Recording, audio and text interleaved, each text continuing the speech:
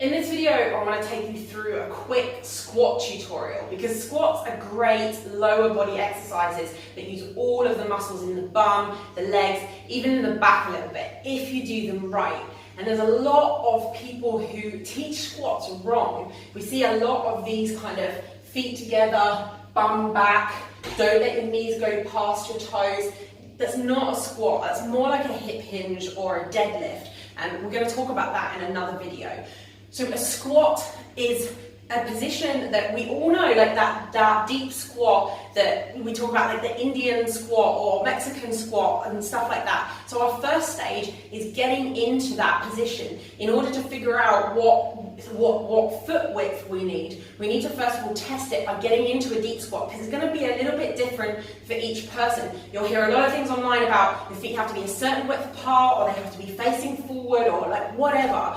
And this is not going to look the same for everyone. So step number one, you need to get into a deep squat. Okay, to come down into this deep squat, sitting down here, finding what's most comfortable for you. Now, some of you aren't going to be able to do this, and if you're not able to do it, you need to hold on to something heavy and get down as low as you can and play around with your foot width and work in and out of it until you can get down into it. I'll make a different tutorial on how to do that if you can't get into that deep squat. But if you can get there, okay, if you're here with your heels up on the floor, that's not a deep squat. You've got to get those heels down on the floor. It might mean that you have to play around with your foot width, get them a little bit wider apart or a little bit closer together. But you've got to find something that's comfortable for you. It's going to depend a lot on the shape of your hips and the way that your thigh bone comes into the pelvis. Okay, so it's going to look a little bit different for everyone. And if you're also doing this clown feet type thing, this isn't going to be the most comfortable thing for you, I can guarantee. So you need to like get those toes in a little bit,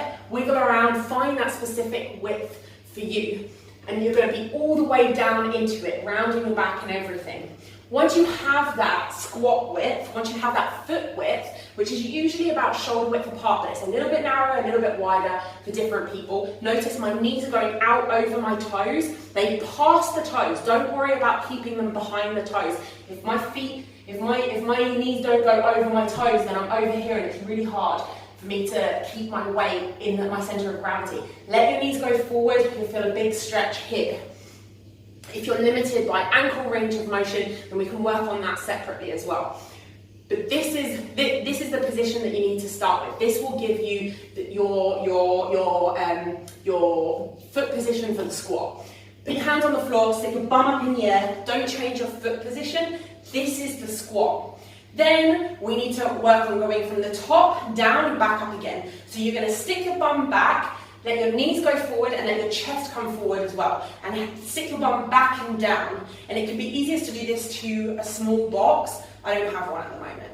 So hands forward for that counterbalance, bum down, knees out over the toes, stand back up. Notice that I'm not going so low that I round my back and tuck my pelvis under. I'm only going low enough and stopping just before my pelvis tucks under. This is going to be the right squat width for you. It's squat depth for you. Make sure that your knees are tracking over that fourth and fifth toe. They're not falling in on the way up and you're not doing something like this. Okay, that's the whole point of a squat. You've got to push your feet out wider than you think over the fourth and fifth toe. Also notice, doesn't matter if your knees go forward over your toes. It's irrelevant. If that is too deep for you, what a great starting point can be to do it from a chair. So I like to find the corner of a chair between my feet, stick my bum back, stand back up. Okay, you can use a lower surface. If you can do 10 to 15 of these without your knees falling in, then you can take it down to a lower surface. And again, if you feel confident doing it without any target for your bum, you can just do it without any target for your bum. Knees out over the toes, bum down, stand back up. That's a basic squat tutorial. It's based on the deep squat. It's not based on the hip hinge. It's not this movement. This is the biggest mistake that people make. I really, really encourage you at this time to just whack that into your day. You don't have to do it as part of a full workout. You can literally just do 10 squats, move on with your life.